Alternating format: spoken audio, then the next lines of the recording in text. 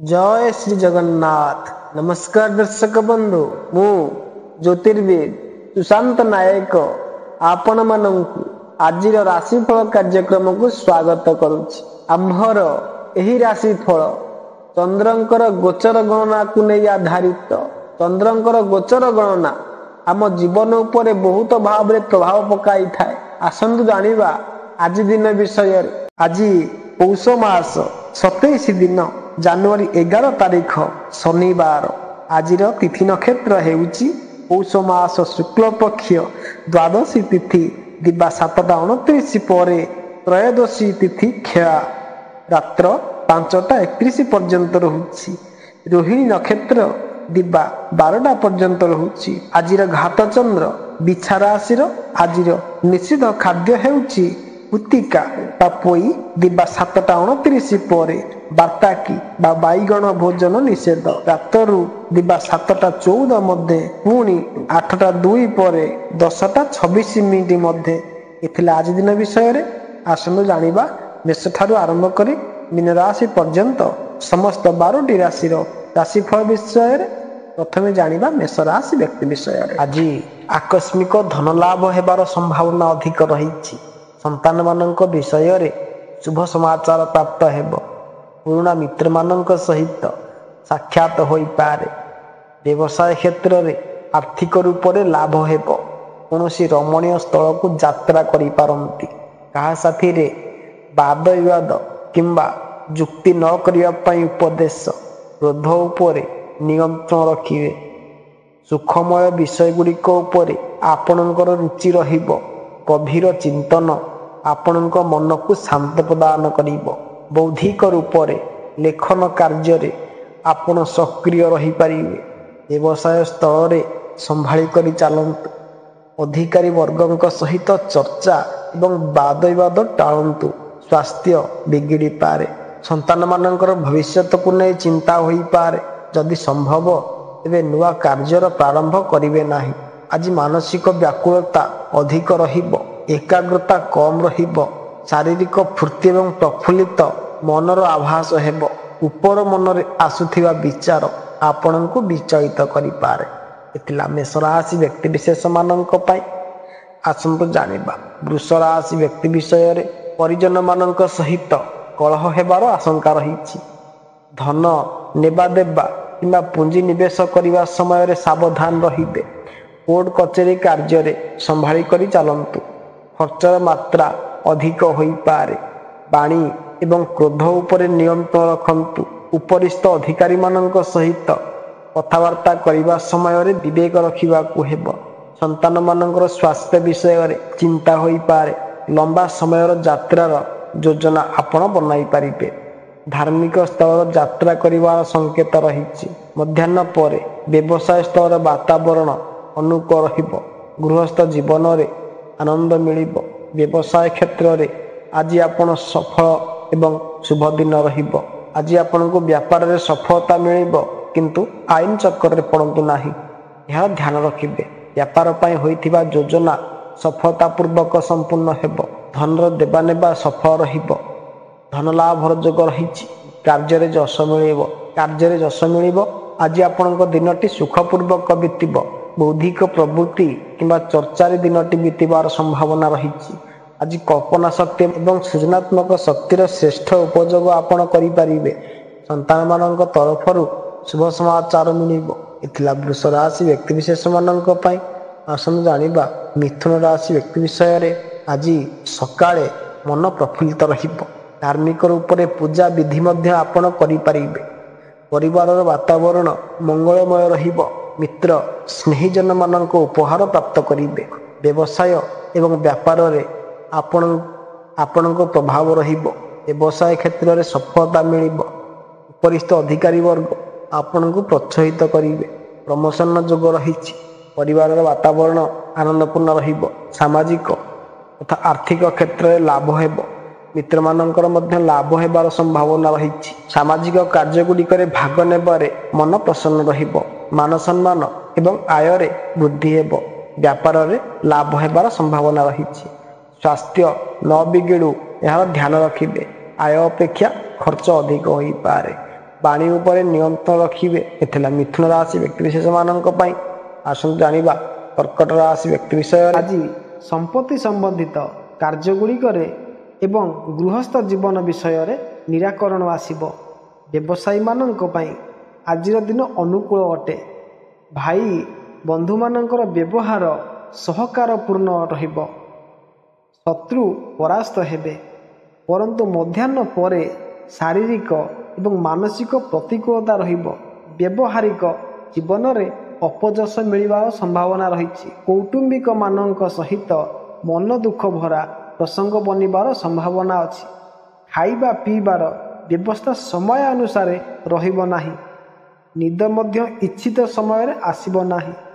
ଧନ ହାନିର ଯୋଗ ରହିଛି। ତଥାପି ଆଜି ଆପଣଙ୍କର ଦିନ ବହୁତ ଭଲରେ ଯାଇପାରେ। ଘରେ ଶାନ୍ତି ଏବଂ ଆନନ୍ଦର ବାତାବରଣ ରହିବ। ସୁଖମୟ ପ୍ରସଙ୍ଗ ବନିବ, କିନ୍ତୁ ଖର୍ଚ୍ଚ ଅଧିକ ହୋଇପାରେ, କିନ୍ତୁ ତାହା ନିରର୍ଥକ ଯିବ ନାହିଁ। ଆର୍ଥିକ ଲାଭର ସମ୍ଭାବନା ରହିଛି। ସ୍ୱାସ୍ଥ୍ୟ ମଧ୍ୟ ଭଲ ରହିବ। କାର୍ଯ୍ୟରେ ଯଶ ପ୍ରାପ୍ତି ହେବ। ମହିଳା ମିତ୍ରମାନଙ୍କ ସହିତ ଭେଟ ହୋଇପାରେ। ରୋକିଥିବା କାମ ସମ୍ପନ୍ନ ହେବ। କ୍ରୋଧର ମାତ୍ରା ଅଧିକ ରହିବ।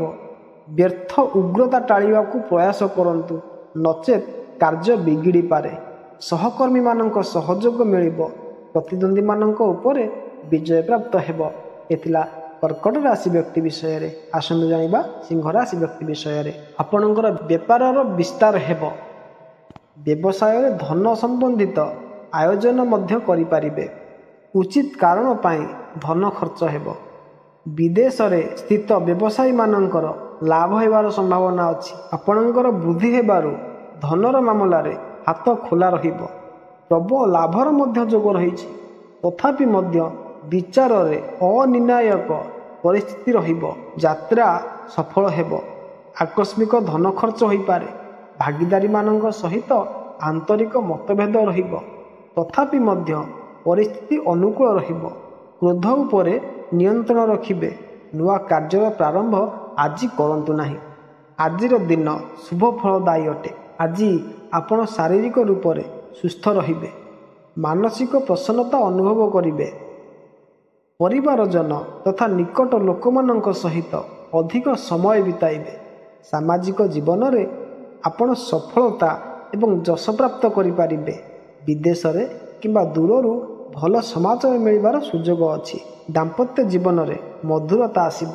ବୈବାହିକ ସୁଖ ମିଳିବ। ଆକସ୍ମିକ ଧନଲାଭ ହେବାର ସୂଚନା ମିଳେ। ଏଥିଲା ସିଂହ ରାଶି ବ୍ୟକ୍ତି ବିଷୟରେ। ଆସନ୍ତୁ ଜାଣିବା କନ୍ୟା ରାଶି ବ୍ୟକ୍ତି ବିଷୟରେ। ଆଜି ଆପଣଙ୍କ ପାଇଁ ଏକ ବ୍ୟସ୍ତବହୁଳ ଦିନ ହେବ। ବ୍ୟସ୍ତ ଥିବାରୁ ଆପଣ ନିଜ ପରିବାର ସଦସ୍ୟଙ୍କର ଆବଶ୍ୟକତା ପ୍ରତି ଧ୍ୟାନ ଦେବାକୁ ସମର୍ଥ ହେବେ ନାହିଁ। ବ୍ୟବସାୟରେ ଆପଣ ଏକ ନୂତନ ଅଭିବୃଦ୍ଧି ଦେଖିବେ। ଯଦି ଆପଣ ଏହି କ୍ଷେତ୍ରରେ କିଛି ପରିବର୍ତ୍ତନ କରନ୍ତି, ତେବେ ଏହା ଆପଣଙ୍କୁ ସମସ୍ୟା ସୃଷ୍ଟି କରିପାରେ।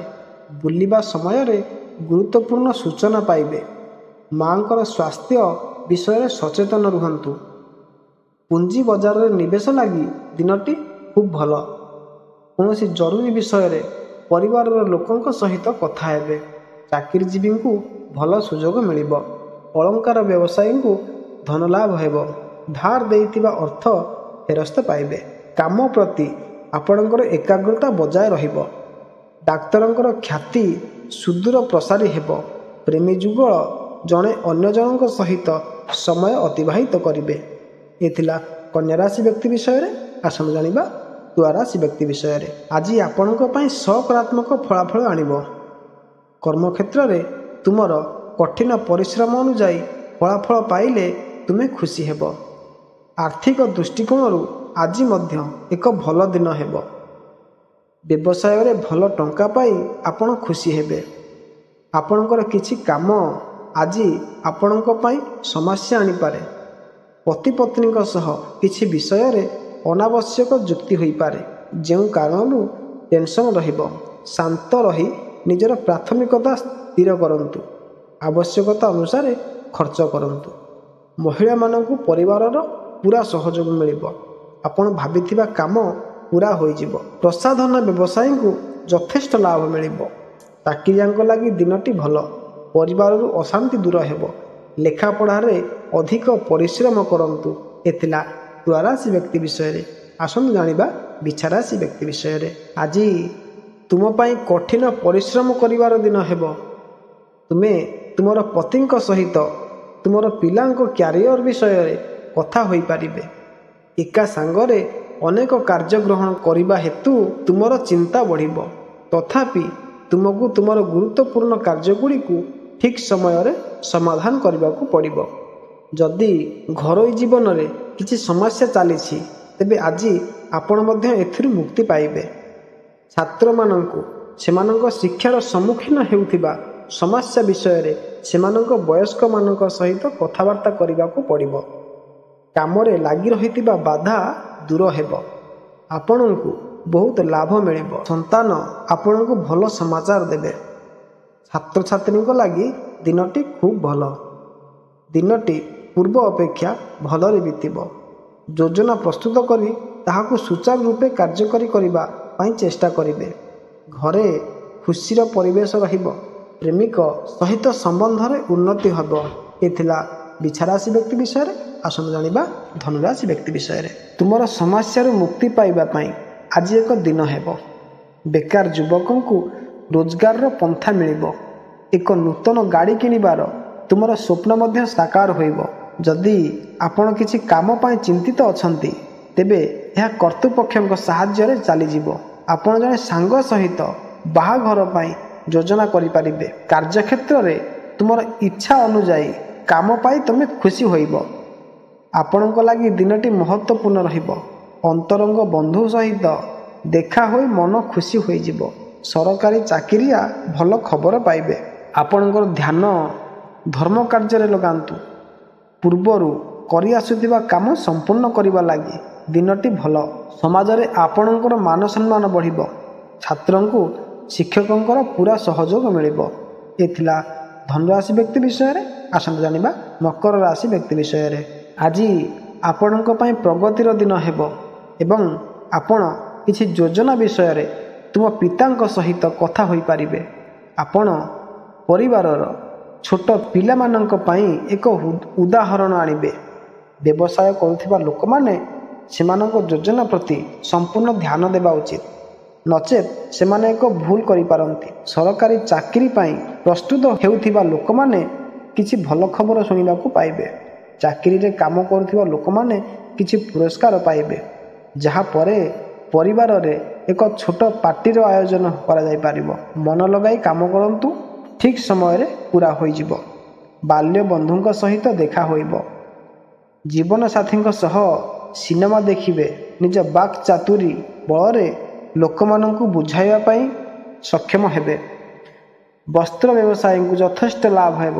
ଦାମ୍ପତ୍ୟ ଜୀବନରେ ମଧୁରତା ବଜାୟ ରହିବ। ଏ ଥିଲା ମକର ରାଶି ବିଷୟରେ। ଆସନ୍ତୁ ଜାଣିବା କୁମ୍ଭ ରାଶି ବିଷୟରେ। କୌଣସି ବିତର୍କକୁ ଏଡ଼ାଇବା ପାଇଁ ଆଜି ଆପଣଙ୍କ ପାଇଁ ଏକ ଦିନ ହେବ। ଚାକିରି ଖୋଜୁଥିବା ଲୋକମାନେ ଆଜି କିଛି ଭଲ ଖବର ଶୁଣିବାକୁ ପାଇବେ। ତୁମେ ତୁମର ପିଲାମାନଙ୍କର ଭବିଷ୍ୟତ ପାଇଁ କିଛି ଯୋଜନା ପ୍ରସ୍ତୁତ କରିବ। ଆପଣ ଆପଣଙ୍କର ଯେକୌଣସି ସାଙ୍ଗମାନଙ୍କ ସହିତ ବିନିଯୋଗ ଯୋଜନା ବିଷୟରେ ଆଲୋଚନା କରିପାରିବେ। ତୁମ ପିଲାମାନଙ୍କ ସହିତ କିଛି ବିଷୟରେ ଯୁକ୍ତିତର୍କ ହୋଇପାରେ। ପିତାମାତାଙ୍କ ଆଶୀର୍ବାଦ ସହିତ ଏକ ନୂତନ ବ୍ୟବସାୟ ପାଇଁ ପ୍ରସ୍ତୁତ ହେବ। କୌଣସି ବ୍ୟକ୍ତିଙ୍କ ମାଧ୍ୟମରେ ଆପଣ ଆଶାତୀତ ଲାଭ ପାଇବେ।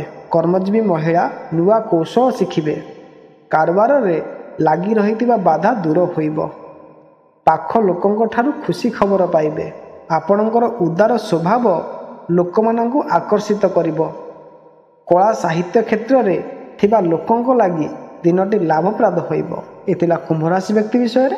ଆସନ୍ତୁ ଜାଣିବା ମୀନ ରାଶି ବ୍ୟକ୍ତି ବିଷୟରେ। ଆଜି ଆପଣଙ୍କ ପାଇଁ ଏକ ସୁବିଧାଜନକ ଦିନ ହୋଇବ। ରାଜନୈତିକ କ୍ଷେତ୍ରରେ କାର୍ଯ୍ୟ କରୁଥିବା ବ୍ୟକ୍ତି ଆଜି ଏକ ବଡ଼ ପଦବୀ ପାଇପାରିବେ।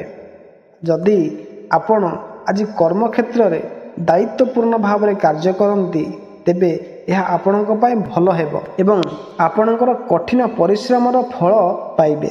ଯଦି ତୁମର ଇଚ୍ଛା ପୂରଣ ହୁଏ ତେବେ ତୁମେ ଖୁସି ହେବ। ଶିକ୍ଷାରେ ସେମାନେ ସମ୍ମୁଖୀନ ହୋଇଥିବା ସମସ୍ୟା ପାଇଁ ଛାତ୍ରମାନଙ୍କୁ ସେମାନଙ୍କ ଶିକ୍ଷକମାନଙ୍କ ସହିତ କଥାବାର୍ତ୍ତା କରିବାକୁ ପଡ଼ିବ। ତୁମର ଏକ ପୁରୁଣା ଭୁଲ ଉନ୍ମୋଚିତ ହୋଇପାରେ। ଅଭିନବ କାର୍ଯ୍ୟ କରିବାର ଇଚ୍ଛା ପୂରଣ କରିବାକୁ ହେଲେ ନୂଆ କଳା କୌଶଳ ଶିଖିବାକୁ ଚେଷ୍ଟା କରନ୍ତୁ। ଅଫିସରେ ବରିଷ୍ଠ ଅଧିକାରୀଙ୍କ ସହିତ ଘନିଷ୍ଠତା ବଢ଼ିବ। ରାଜନୈତିକ କ୍ଷେତ୍ରରେ ରୁଚି ବଢ଼ିବ। ଏ ଥିଲା 12ଟି ରାଶିର ରାଶିଫଳ ବିଷୟରେ। ଯଦି ଆପଣମାନଙ୍କୁ ଭିଡ଼ିଓଟି ଭଲ ଲାଗିଥିବ ଆପଣମାନେ ଲାଇକ୍ କରିବେ। ପୁଣି ଦେଖାହେବ ଏକ ନୂତନ ଅଧ୍ୟାୟରେ। ରହୁଛି। ନମସ୍କାର। ଜୟ ଜଗନ୍ନାଥ।